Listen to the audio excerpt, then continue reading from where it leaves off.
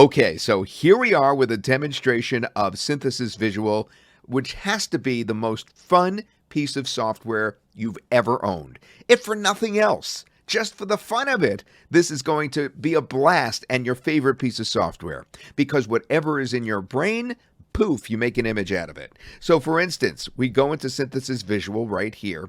If you have other products in the Synthesys family of products, they may be showing up on this screen, but you just click on this, or you could go to the Synthesys Visual menu on the top. Again, this may look a little different because I'm in the admin account right now, and I have everything in there, but Synthesys Visual, this menu tab right there, is what we will be dealing with, and the most important thing is the Imagine. So you do Synthesys Visual, you click on Imagine, and then boom, you are in and ready to make your masterpiece.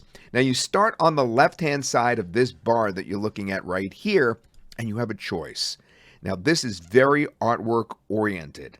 So in other words, you don't have to limit it to photographs. You can also make all kinds of things like steampunk, nature, fantasy, anime, even sci-fi, tarot cards. You can get all different kinds of things out of this software, including like busts of people's heads. I'll show you that later. We'll have fun with it.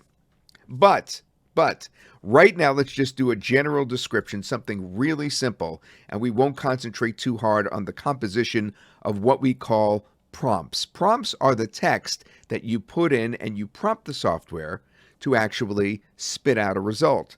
So in this case, let's start with something really easy. So we'll do black Jeep, because I have a black Jeep Wrangler, and I'm going to write riding along the surface of the moon. And then we'll just click visualize. We won't deal with these two little buttons here yet. I'll show you those later. Let's just click visualize. And after a few seconds, usually it's only going to take 10 or 20 seconds, then boom, you're going to have an image based on what you put in. And there we go. We have 4 images to start, but you could keep hitting visualize until you get something that you like. And once you do get something that you like for instance, this one right here, I particularly like that one better. You could click on it. You could save it to the gallery. You could download it to your computer. You can upscale it, which means you could make it large. You could make it between 2 and 4K large, as a matter of fact. Very, very high resolution image. And the other thing that you could do is you could also put it in here. Now, you see this little box right here where it says upload? You could do several things in that box. But the first thing, the most basic thing you could do is you could take the image from down here. See this where it says create variations? You could click that, create variations, and get a little image of it right into there. And actually, now you could visualize it again, and you'll get things that are varied but more similar to that last image. So let's try that again. Okay, now if you look closely, these are all very similar images, but they have subtle differences. This one, the moon has a little bit of an atmosphere, and there is no mountains in the background. This one all the way on the right has mountains in the background, also a little bit of an atmosphere. This one has no atmosphere, and it just has some waviness in the background. So that's what I mean as an example. Now, there's something else that we can do with this little square right here.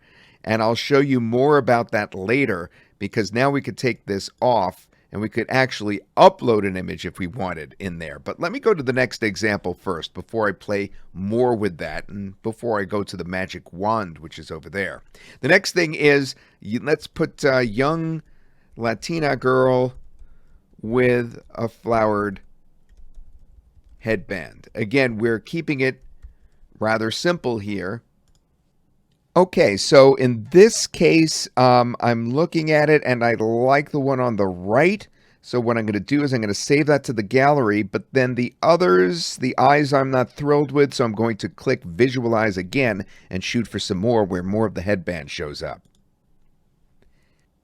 Now, please note that you have unlimited credits. We decided to price this just right so that we'd be able to give you an unlimited amount of usage of this so that you could keep trying over and over again until you get images that you're satisfied with.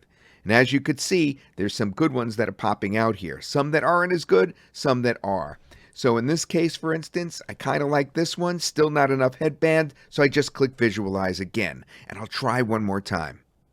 Okay, this time I got a result that I like. It's this one right here, the second one. This is what I was shooting for. So I could download the image. I could actually add it to here like I showed you before with this little icon right there. And then we could do similar images to this. Or I could actually click Save to Gallery. So I'm going to save it to the gallery, and I'm all set with that. Let's take it one step farther. All right, now I'm getting more descriptive. In this case, I kept it as a photograph.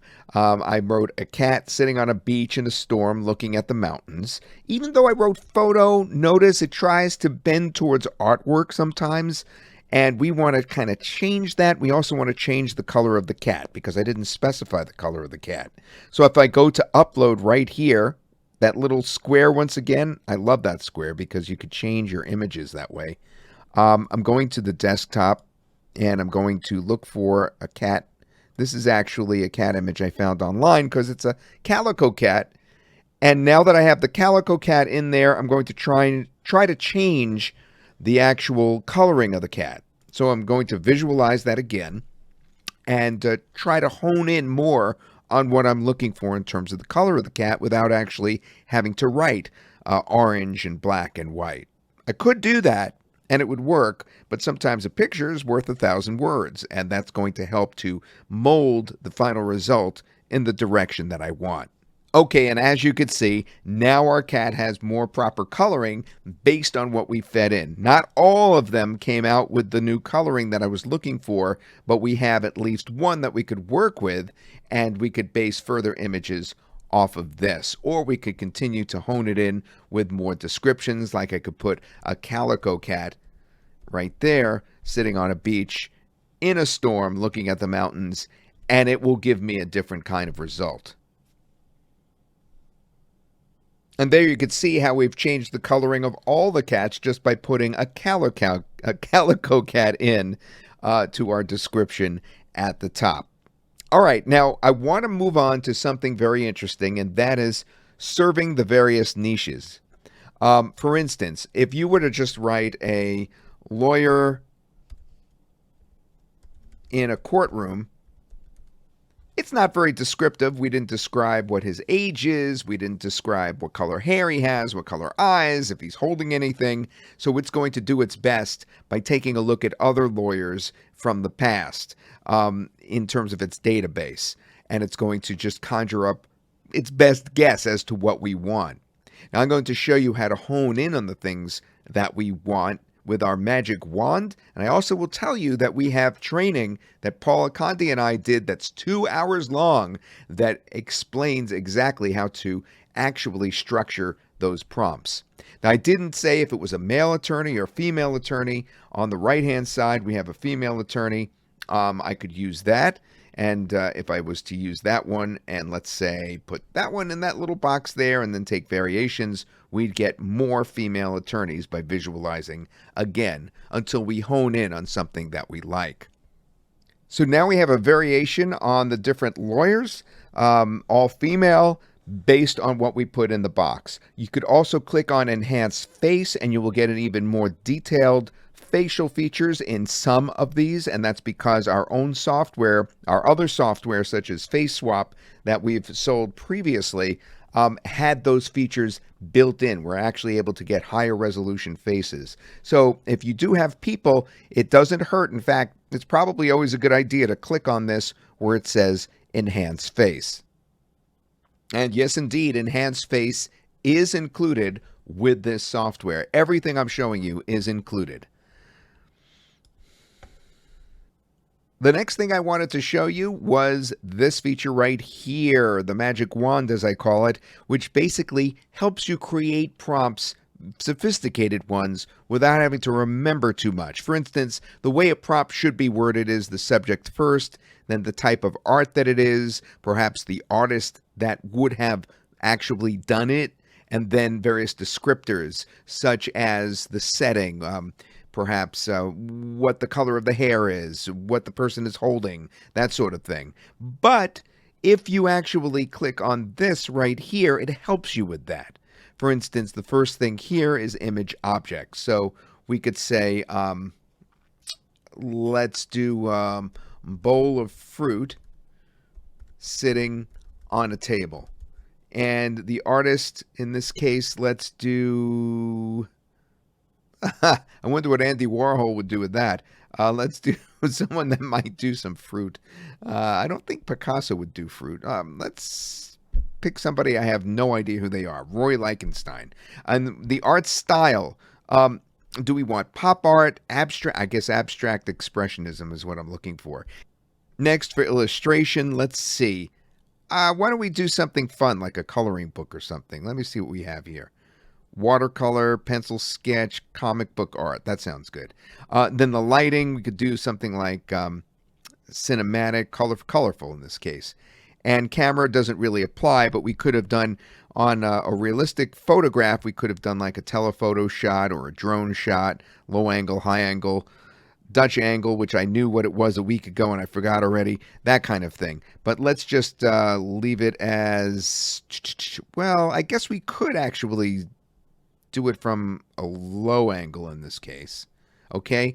And we're going to use this and now visualize, and let's see what we come up with. Wow, that's crazy. There's the artwork right there.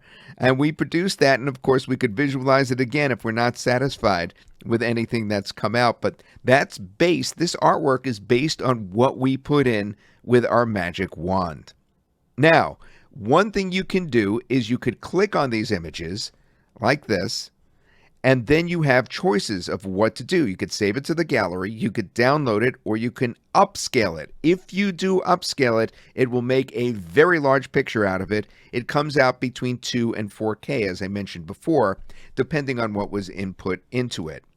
The next thing I want to show you is that you have a choice here to download your image as well, or you could save it to the gallery, or as I showed you before, this middle icon is going to put it up in the box over here so you could create variations. But in this case, what I want to do is I want to save it to the gallery. Then I want to go to the gallery by clicking on Synthesys Visual, scrolling down to Gallery, and then I want to take one of these images and I want to show you more about what you can do with them. So let's take the attorney, for instance. All right, so that's our attorney from before. She's working hard, and we have a choice to do several different things. We could change the background. Depending on how elaborate the background is, we could actually remove the background and put something else in. It isolated her pretty well.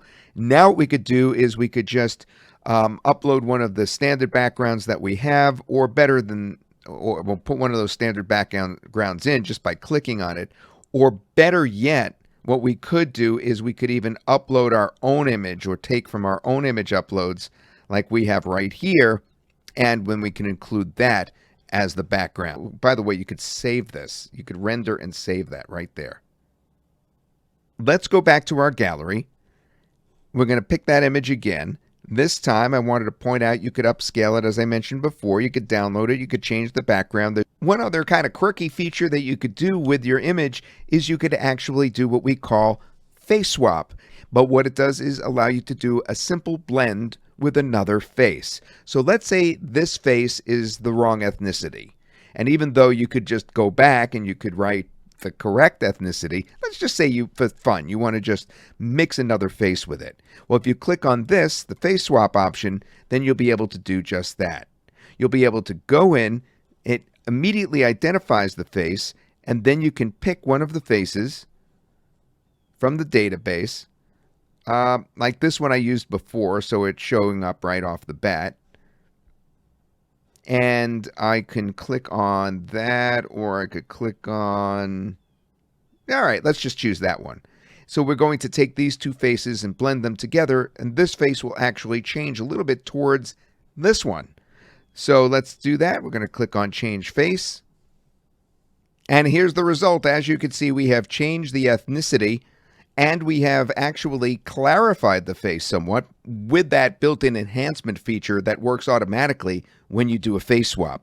So there it is. We didn't even have to go back into the software and change the ethnicity. We were able to do it by picking somebody that we wanted to change the look towards. Now, Synthesys Visual has other dynamite features that are so much fun to play with. For instance, there's this. It's the Edit Image feature. Now, that allows you to actually take any image you want. In this case, I'm going to take a sculpture of actual Obama sculpture, and I'm going to change the head, and I'm going to change it with Donald Trump's head. Now, how am I going to do that? Well, I just go to Restore right here. That's on the right. And I just am going to restore this portion of his head. I want to try to draw this as carefully as I can because I don't want to mess up Donald Trump's face when I draw it out. I want it to be as clean as possible. So I want to get the ears as best I can off. And there, we've got the hair coming off now. And this ear. And his chin. And that should just about do it. I think I've got just about the whole face. And now what we're going to do is put in the prompt, or in other words, the text, Donald Trump, or head of Donald Trump, head of Donald Trump. And that should replace the head of Obama. And this is our new piece of art. Now, you get different variations of it every time you try it. For instance, earlier, let me see if I have it here. I got this variation, which is slightly different. And you could keep trying until there's something that you like. The next fun feature that I'm going to show you has some similarities to Edit Image, but now it's the third thing down on the menu, and it's called Remove AI Object. We could just drag any old image we want from anywhere on the web, and we could, of course, use ones that were produced already by our software, by Synthesys Visual. But in this case, what I want to do is go to my desktop, and I have an image that I tried this on earlier, and it works so well, I wanted to show it to you. There it is. There's a boy playing with a shovel, pail and shovel, and off to the right here, you'll notice there's an object. It looks like a little rake in the sand. I want to just kind of highlight that rake and get it out of there so that it's just sand. So I highlighted it. Now I'm letting go of my cursor. I'm letting go of my mouse. As soon as I let go, it starts to go to work. And now it has just replaced that with the sand. So as you can see, it actually got rid of that object. And you could do that for other things as well. The next thing I'm going to show you is mind-blowing, and it's unique to Synthesys Visual. It's actually producing prompts from images. So let's say you're on the web and you're impressed with a certain image. We'll go back to this one in just a moment. Let's actually take a different one for now, and I'll go back to this one. We're going to do this image to prompt. This is kind of like reverse phone lookup. We're going to grab the image first, and that's going to produce a prompt. All right, so let's pick this image right here. All right, so you can't really see that, but you will in a second. The image is of a castle. I actually saw this on iStock. I was very impressed with it. I didn't purchase it. I'm not going to use the image. I'm not going to publish the image. No one's going to see that image from iStock, but I want to know how that image was produced in terms of the prompt if I was to try to recreate it. Because I like the scene of a castle with mountains in the background and a snow-covered landscape. So let's see what it says. It says, a castle in the mountains covered in snow, stock photo, detailed matte painting by Werner Tubke. Okay? Now we're going to copy that to the keyboard. To the clipboard. And now let's go back to Synthesys Visual and imagine that same photo. But this time we're going to use that prompt that it generated, all right? And we're going to visualize it, and we will not get anything that could possibly be cited for copyright infringement because it's just the idea that was captured here in the prompt. It's not the image itself, it's the idea of the image. Just as if it came from your brain, it's coming from the AI's brain thinking, hey, that photo kind of looks like this. I'm going to try to recreate that image now from scratch. Totally unique. And you'll see it will look significantly different. It won't look at all like the original, but it will have the same players. It will have the castle. It will have the snow-covered mountains, as you could see. It has the same evergreen type things in the front on many of these. This is amazing that this can do this. That you can take an image and have those features captured and then recreate the image like this. And if you don't like these, I'm going to save this one right here to the gallery. If you don't like these, all you have to do is go and then do the prompt again. I mean, like for instance, I just clicked on this one and I said I'm going to save that to the gallery. I could also take this very image right here. I could click on the create variations. Remember what that does? That puts it up in the box right over here. And now I could visualize it again. And now look what we have. We have variations on that same original. And now we have a choice.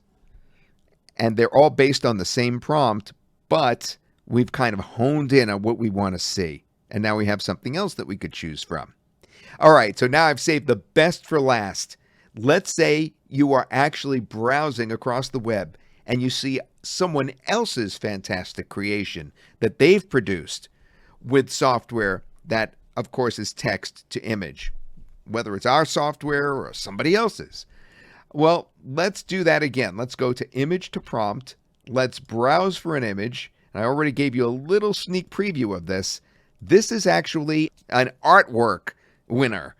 This piece of art actually won in Colorado for the best piece of art in this particular art show. And it's still unclear to me, even after reading about this, whether it was fully disclosed ahead of time that this was not produced by a human being, but produced by AI. And it created this big uproar because artists are not happy that they could get replaced by AI. But let's say you're scrolling around the web, all right, and you see a picture like this and you say, gee, I want Synthesys Visual to produce something with some of these same elements. Well, I just uploaded that into our reverse generator, right? Remember what I did? I did Synthesys Visual, image to prompt. And now I have a prompt right here, a group of people standing in front of a giant circle, a detailed matte painting by Arthur Pan, CG Society, fantasy art, reimagined by industrial light and magic, matte painting, cinematic lighting. It has derived all that from the original that was already produced by somebody else's imagination and what he wrote. Now, we could take that prompt by copying it to the clipboard, and we're going to go over to Imagine, and we're going to actually post that right back in, and you will see when I click on Visualize that we won't get quite that image at all, but we will get something that perhaps is going to be quite creative, let's put it that way, quite imaginative, quite interesting, and quite artistic. Oh man, I am so excited. I've tried several times now, and what I've done is I've gotten some great images. I'll show you them. First of all, this is what I just got by putting that prompt in here and clicking on Visualize. I got this one I like a lot. Let me click on it. You can take a look. As you could see, far different from the original, but still very artistic and sci-fi. This one as well. And if you think that we're kind of like stuck on one look here, we're not. And I'll show you as I go to Synthesys Visual's gallery. I will show you some of the other things that this same prompt came up with, like this. All right, now, is that crazy or what? I mean, it's not the same as the original, but very artistic, coming up with a real, true piece of art that is very, very unusual. Once again, it came up with this. I did two earlier today. Let's take a look at those. This one I was very impressed with. And this one. Again, all coming from a group of people standing in front of a giant circle, and then it talks about being a matte painting by Arthur Pan and fantasy art, etc., etc. Hey, if it's in your imagination, you could create it. This scene you're seeing right here, that's from my head, something that I actually saw live in person when I woke up at a campground in 1975. It even got the 1970 Plymouth Fury correct. I hope you enjoyed this demonstration of the inside of Synthesys Visual. There's even more stuff in there, like the sketch feature, and there's more coming, which I'm not even allowed to talk about right now. I can't wait to see some of your creations.